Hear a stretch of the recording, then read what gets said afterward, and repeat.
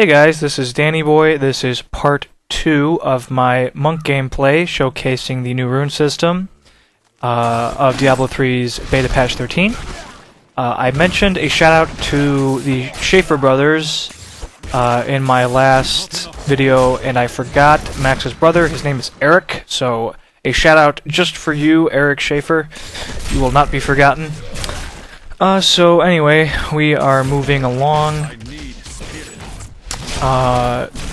Pretty close to getting my first rune and switching off of this reach ability, so hopefully that'll be coming up soon.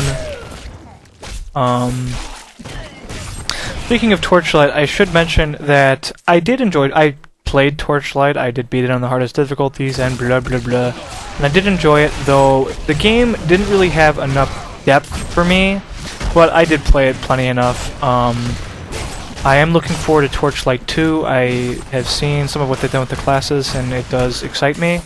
I haven't really seen a lot in the ways of pet classes, and as you might have figured, the Alchemist, playing the Alchemist as a pet class was my favorite class. I just played an Alchemist, gave him a gun, and just went to town. Very nice to see. I love steampunk universes. I love the steampunk elements of Torchlight. The fact that they actually had guns in the game, finally, in a hack-and-slash RPG, though Sacred 2 and possibly Sacred 1 had the BFG. I don't know about Sacred 1. But anyway, despite it not having quite enough depth for me, the game was fully moddable, and that really, it had and still does have a great modding community, and that helped prolong it for me. I'm definitely glad to see that Torchlight 2 will have the same modability. I loved the pets that you could get that sold for you, kind of like companions in SWTOR. It was nice.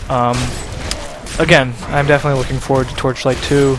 I can't wait to see what Runic Games does with it. And I bet they can't wait for Diablo 3 to come out so that they can quit hearing people ask them, "So, are you worried about Diablo 3? Are you worried about competing with Diablo 3? Diablo 3? Which they always respond, "No. We're competing with them. We're not basing our entire lives around Diablo 3. Though I do guarantee you that they absolutely want to get the game out before Diablo 3. I mean, any company, it doesn't matter. It's just, regardless if it being a Blizzard game or not, just any company whose competitor's coming out, you want to come out before the competitor. It's common business sense to give you an edge in that regard. But considering that they were worried about, and they've even said, we were worried about Diablo 3 when we were making Torchlight 1, and the game still hasn't come out. We might very well get our sequel out before they get theirs. And the last Diablo came out 10 years ago, not a year or two ago when Torchlight 1 came out. It's interesting because Torchlight 2 wasn't even supposed to have a beta, really. It wasn't supposed to have a prolonged development process, but they've pushed it back a number of times now just to make sure things are good. So here's hoping that it pays off. I'm looking forward to it. A lot of good games coming out this year. I've mentioned Mass Effect 3 is coming out. It's coming out in early March, I think March 7th. Torchlight 2 I'm sure will come out. Diablo 3 I'm sure will come out. Mists of Pandaria will come out. Borderlands 2 might come out, we'll see. Bioshock Infinite. Huge lineup. It seems that Heart of the Swarm, StarCraft 2 Heart of the Swarm won't be coming out this year. It looks like it'll be Mists of Pandaria and Diablo 3. If I had to hazard a guess, I'd say Diablo 3 will not come out, obviously, any sooner than very late March, if not mid-April at this point. Mists of Pandaria, I guess, will probably come out in August, September, that area. I don't think it's going to be a Christmas release, assuming everything goes as planned, but knowing Blizzard, who knows at this point. I would think it'll come out in the fall, or very late summer, probably the fall. Their Friends and Family Alpha should be starting within the next couple of weeks. Their internal Alpha's been going on for quite a while at this point, obviously. So, the beta will probably roll around July, somewhere in there, June, July. So players will get hands-on with that. Hopefully I'll be, I did not sign up for the WoW year pass thing. It wasn't of good value for me. I knew I wouldn't be playing WoW until Mist came out, and Diablo, I say that with quote fingers, Diablo 3 is certainly not worth it to me, so and the random horse and whatever. And my friend got it himself anyway, so I'm sure he'll give me the opportunity to play his beta access when he's not using it. He doesn't get a chance to play games much anyway, and I always give him the opportunity to play my betas when I get into them, and I actually get into them more often than not. I have a pretty good computer, which I think helps. So, there's that. But yeah, should be a pretty good year for games all the way around. If you haven't noticed, going back to the gameplay, I finally got a rune, I assume just now, unless I switched abilities for some reason. I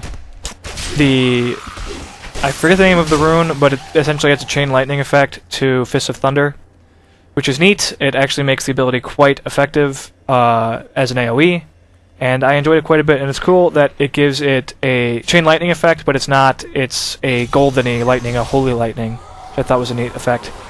Here again, we are in the Jar of Souls, the vault, whatever this place is. I think I get a pretty good massacre this time around. I did a pitiful job on my Witch Doctor because I forgot about the timer. This time I'm not pulling any punches. Pulling any punches. Wow, I am just so hilarious. So clever. So we'll see how this goes. But, yeah. Also, Skyrim will be getting some official DLC soon, I'm sure, and Bethesda has said that they want it to be significantly better than and closer to actual expansion packs than what they came out with for Fallout 3. And I didn't really mind Fallout 3's DLC myself anyway, or New Vegas's for Obsidian, and, you know, Bethesda published it. So I'm definitely looking forward to it. The game's modding community is doing a good job with the creation kit, and I'm sure if it's anything like the previous Bethesda titles, you know, Oblivion and Morrowind, it'll have a thriving modding community.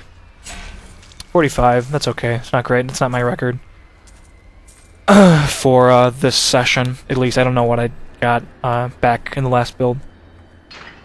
So yeah, a lot of games. Probably not gonna be able to afford them all. Unfortunately, there's just so many. But and if I'm forgetting anything, let me know in the comments. There might be some things I'm missing out on. I don't really play console games that much, and what do come out on consoles that I want to play almost always can also come out or ported to the computer anyway. I bought a Wii this year solely to play Skyward Sword, which I powered through in about 3 days. And I enjoyed it, but and that's a whole topic in and of itself. I definitely prefer... I still think Ocarina of Time is the best. I might have mentioned this in a previous video, I don't know. Either that or A Link to the Past on the Super Nintendo. They haven't been able to recapture the magic, I think. I feel like I've talked about this before, I don't remember. But beyond that, I'm not really sure what's coming out that I'm particularly interested in. Excuse me. But yeah, should be a good year. Looking forward to it. Looking forward... the game I'm probably looking forward to the most right now... I mean, I probably would say Mass Effect 3, but that game comes out in like 2 weeks, so of course I'm really looking forward to it quite a bit. Overall, though... It's hard to say. Honestly, Bioshock Infinite is probably way up there. I adore, and I definitely talked about this before, I adore the Bioshock series. It's one of my favorite series of all time. I love the atmosphere. It's a mature game that's mature because of... It actually deals with mature themes. It doesn't just swear every 2 seconds like, oh, what was that game called? Bullet something. Bulletstorm. Bulletstorm. Not that Bulletstorm was a terrible game. It was actually pretty fun if you're into leaderboard style games. But definitely, yeah, it was mature because it was like potty humor. Which is a shame because the lead voice actor of that, and I've mentioned this in SWTOR, I'm a fan of this guy, that's why I keep mentioning him, but the lead voice actor in that game was the guy, and I don't know his name, I should know his name, but again, he's the guy who played Spike Spiegel in Cowboy Bebop, which is one of my favorite anime series. And he did a fine job, but the writing was just, he could have done so much better with the writing. But that's neither here nor there. Let's see. I apologize, guys, that I'm getting so off topic, but there's really not much. I mean, this is now my third, class I'm going through. I've really talked a lot about Diablo already, and stuff comes to me from time to time, but there's only so much I can say, off the top of my head. I don't have like this big long list of things to talk about at my side. I'm just pulling this all out of my ass, so bear with me. Let's talk about independent games. Terraria, the guys from Terraria just announced that they're going to discontinue production for the game. And shout out to the guys who made Terraria. Shout out to Blue and the other guys from the development staff. They had a whopping staff of like 3 people. So I'm disappointed that they're discontinuing production, but I totally understand that they're discontinuing production. They already seem to have a pretty... one of the developers has a pretty cool game already in development. I think it's called something like Starbound, something like that. Spacebound, Starbound, something. Using a similar graphical style, and it's a sandbox game again. Personally, I actually have, I can't say this for sure. I've never actually played Minecraft. I'll admit I never played it. It never looked interesting to me. I did play Terraria and I enjoyed it quite a bit. Terraria seems like it's more in my line of games just because it reminds me more of the old, 2D 16-bit Zelda games. So, and even before that, the original freaking Zelda 8-bit on the NES. The original NES was 8-bit, the Super Nintendo was 16-bit. So the original Zelda Adventure of Link on the NES, and then Link to the Past on the Super Nintendo. So I definitely like Terraria.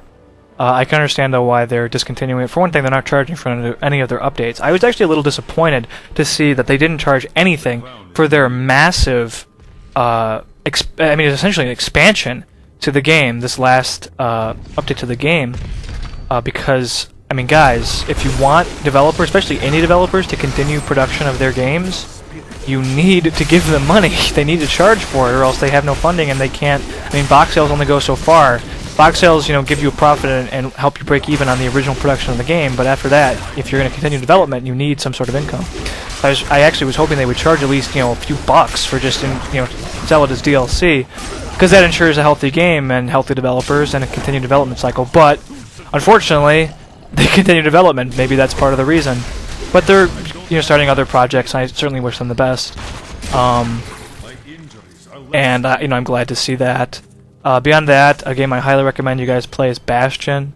If you're into action RPGs, it was definitely very fun. Beautiful art direction. Has a leaderboard. When the game came out, I was like 16 on the leaderboard or something, which was funny. And to this day, I have no idea what determines how you place on the leaderboard. I don't know if it's completion or what. I of course played with all of the random shrine things and everything.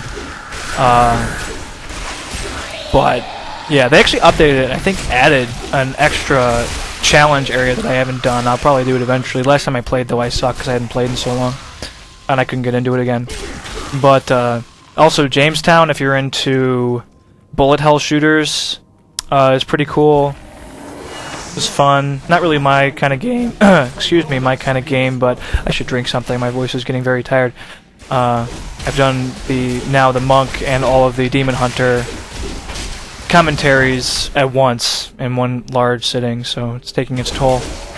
Yes, as I think I mentioned in my Witch Doctor video, or maybe my Demon Hunter, I think it was my Witch Doctor, this fight is actually moderately challenging, if you could even say that, on Melee. Again, I'm naked. If I wasn't naked, this would be nothing, but I'm naked.